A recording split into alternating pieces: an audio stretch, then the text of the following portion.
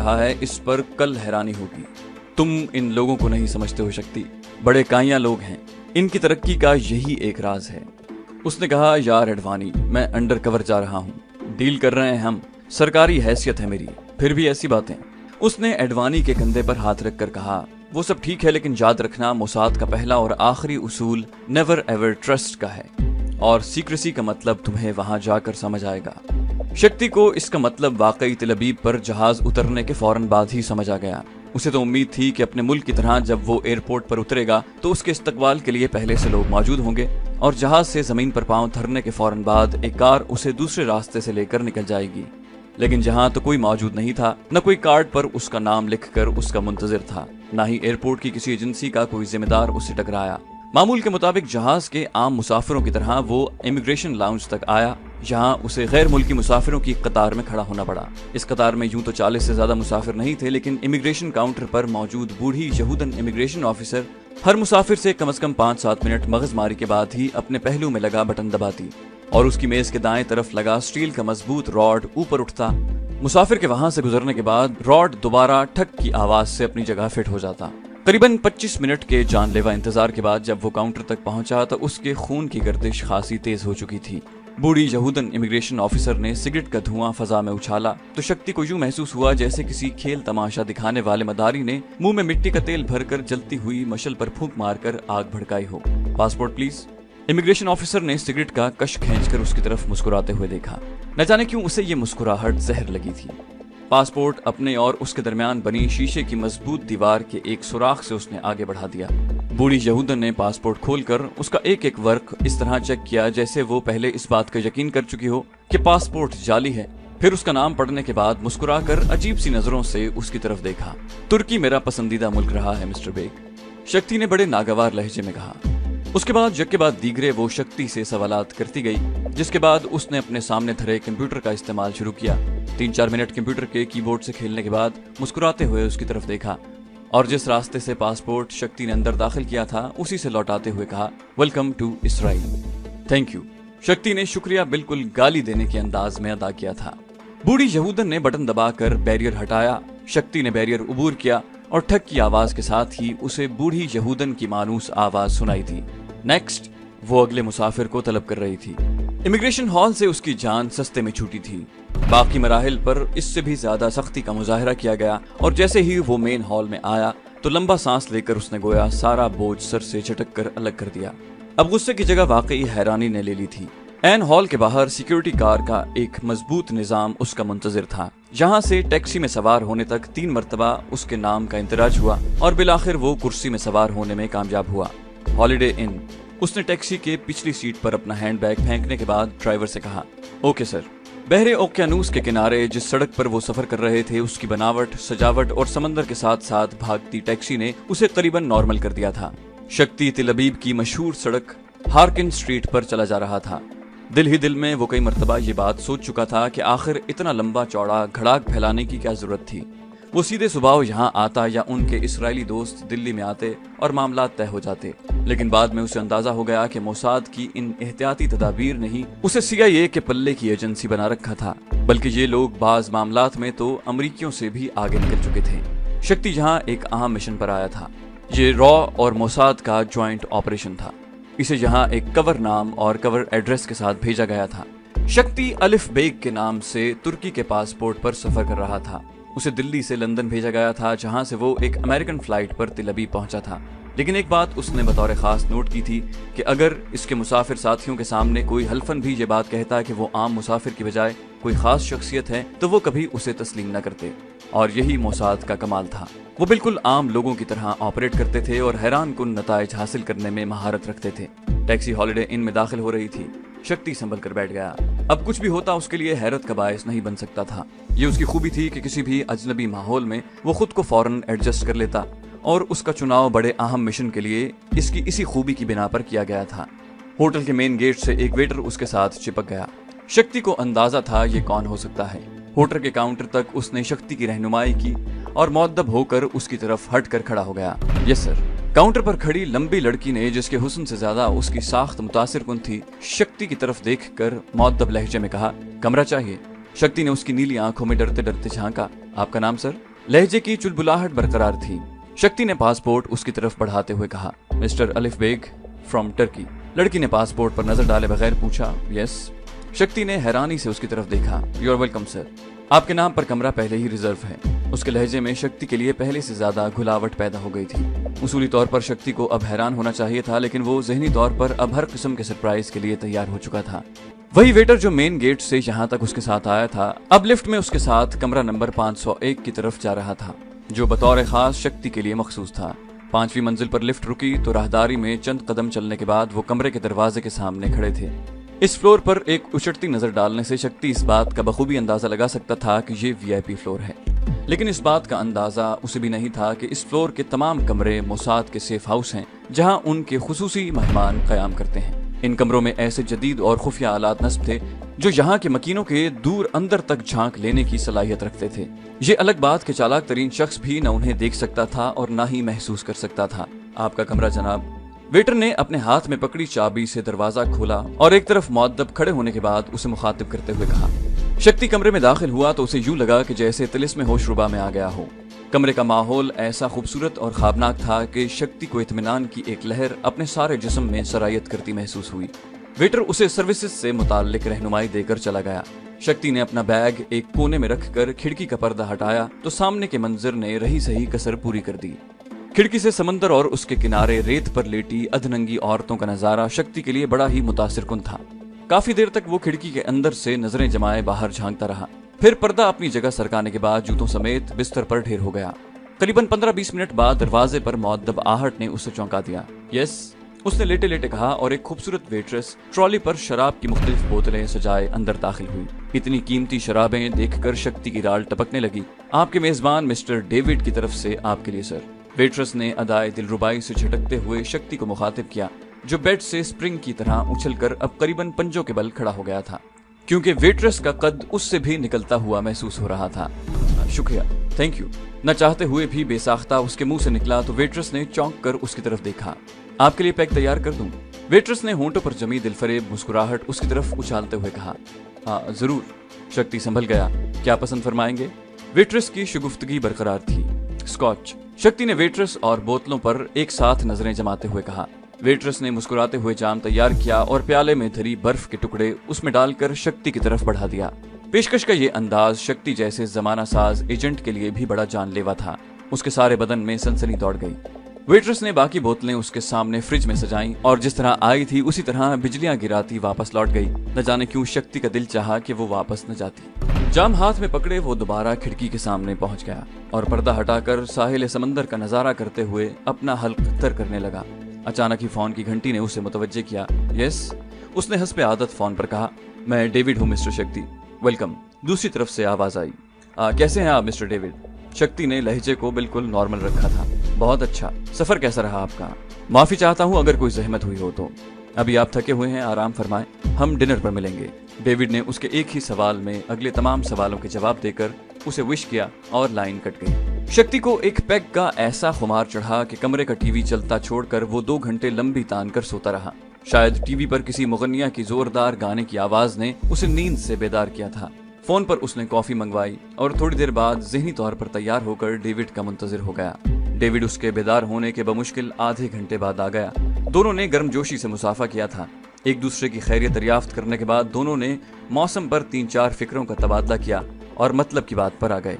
हम थोड़ी देर बाद यहाँ से एक दूसरे होटल में जा रहे हैं, जहाँ मिस्टर कार्ल स्मिथ से आपकी मुलाकात करवाई जाएगी। मिस्टर कार्ल स्मिथ न्यूयॉर्क के मशहूर पेपर पाइनियर के एडिटर साउथ एशियन रीजन हैं। डेविड ने उसे समझाना शुरू किया। शक्ति उसके सामने मुसलसल सर हिला रहा था। डेविड ने अपने ब्रीफकेस से एक फाइल निकालकर उसे कार्ल स्मिथ के मुकम्मल जोग्राफिया से इस तरह आगाही दी थी कि उसे देखे बगैर भी अब शक्ति उसे भरे मजमे में पहचान सकता था। ओ मिस्टर शक्ति, अब हमें चलना चाहिए।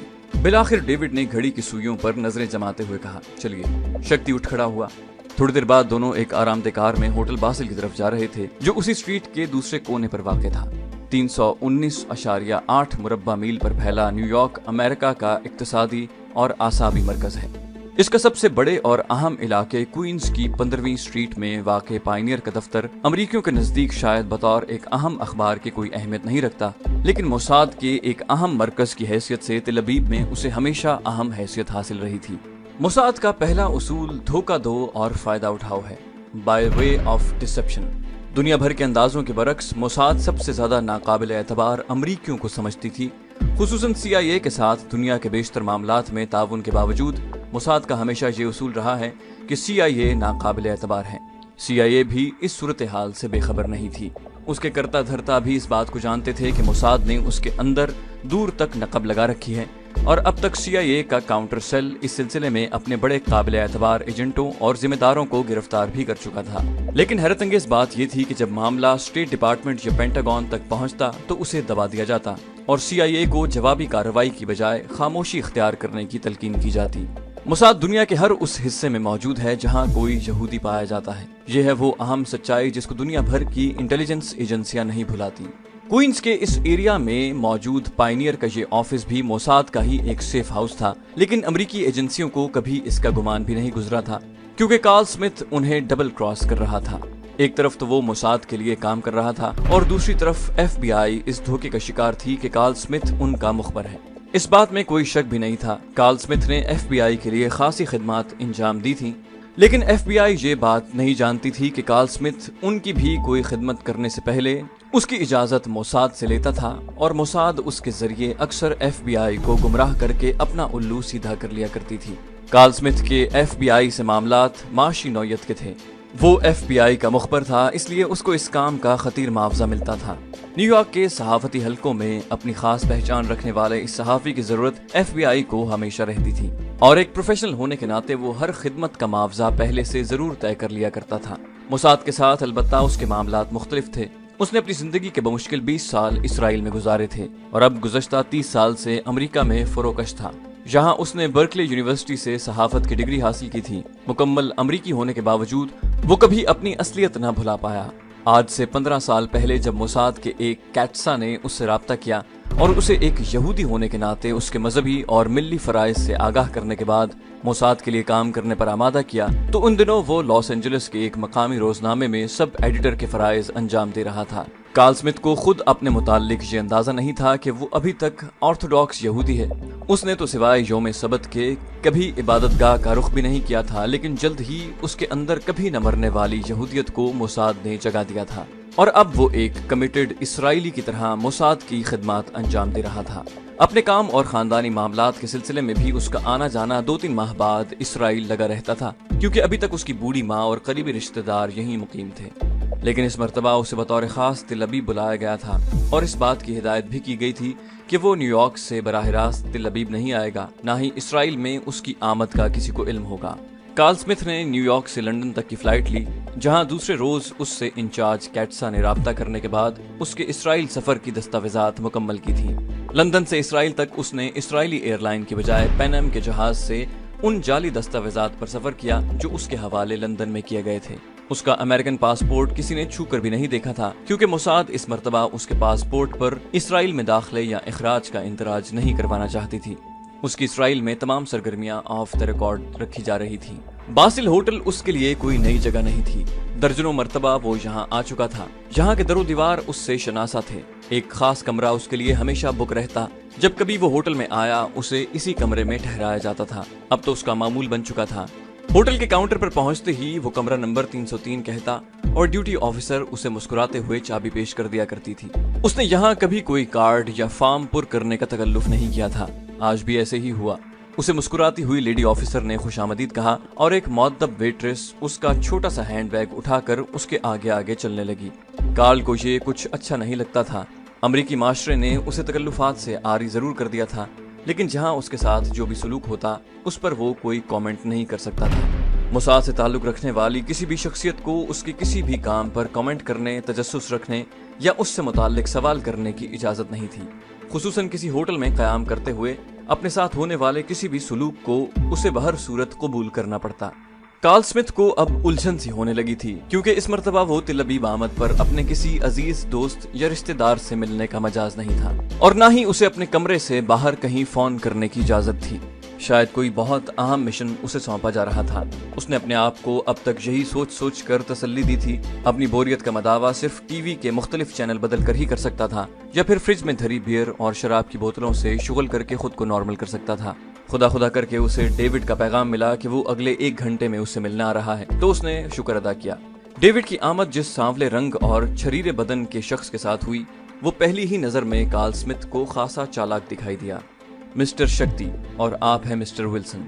डेविड ने कार्ल स्मिथ की तवक्कुआत के मुताबिक उसका शक्ति से गलत नाम से तारुफ करवाया। विल्सन, मिस्टर शक्ति हमारे भारतीय दोस्त हैं। हमें इनकी तवक्कुआत पर पूरा उतरना है। बस ये समझ लो, ये हमारी दोस्ती की आजमाइश भी है और इम्तिहान भी। डेविड ने कहा तो कार्ल कदरे संजीदा होकर शक्ति की तरफ देखने लगा, जिसकी आंखों का रंग उसे न जाने क्यों सांप की आंखों की तरह बदलता महसूस हुआ।